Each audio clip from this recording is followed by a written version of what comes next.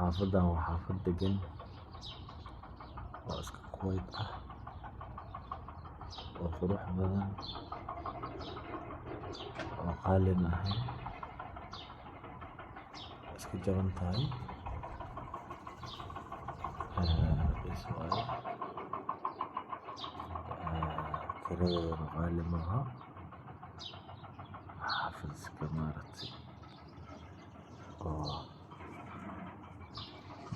meel sida insha Allah weeye guri waa ka gadan kartaa balkoonida iska soo fariisanaysaa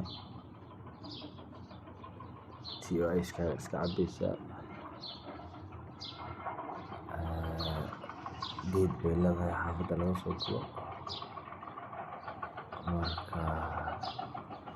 guryahana waxaa lagu gataa $50,000 $60,000 aad bay u jaban tahay marka kusoo dhawaada ayaan leeyahay.